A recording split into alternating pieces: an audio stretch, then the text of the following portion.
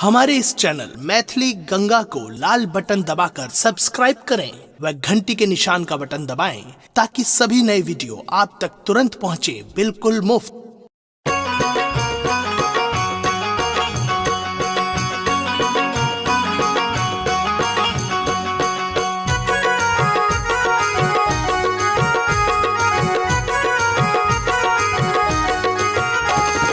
अपन सासू पर छैली राम रसिया, अपन सासू पर छैली राम रसिया, दही के टीका केली राम रसिया, दही के टीका केली राम रसिया, दही के टीका केली राम रसिया।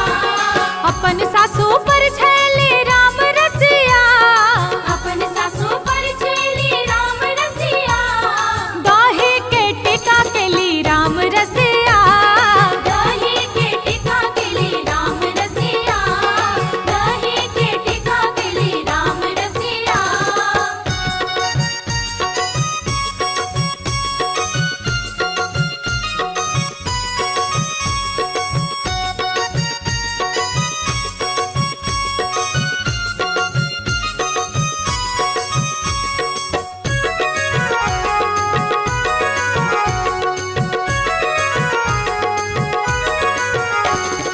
अपन चाची पर छैली राम रसिया, अपन चाची पर छैली राम रसिया, घीब क दीप जरे राम रसिया, घीब क दीप जरे राम रसिया, घीब क दीप जरे राम रसिया।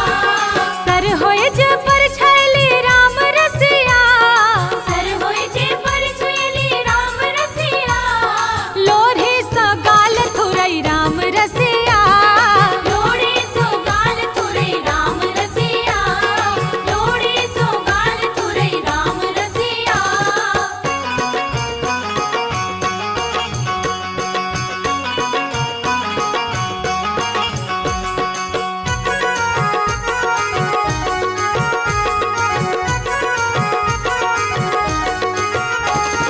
छोटकी साली पर छैली राम रसिया, छोटकी साली पर छैली राम रसिया, दुनू हाथे गाल खिंचई राम रसिया, दोनों हाथे गाल खिंचै राम रसिया, दोनों हाथे गाल खिंचै राम रसिया।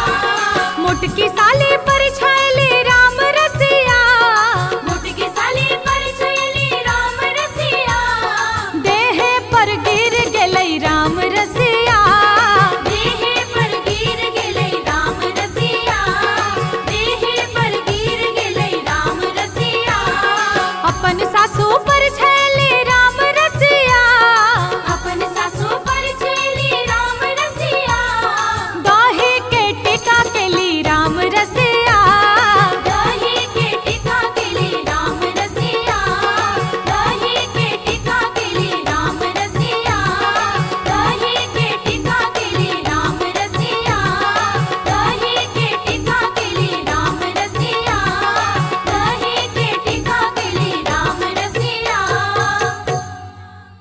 हमारे इस चैनल मैथिली गंगा को लाल बटन दबाकर सब्सक्राइब करें व घंटी के निशान का बटन दबाएं ताकि सभी नए वीडियो आप तक तुरंत पहुंचे बिल्कुल मुफ्त।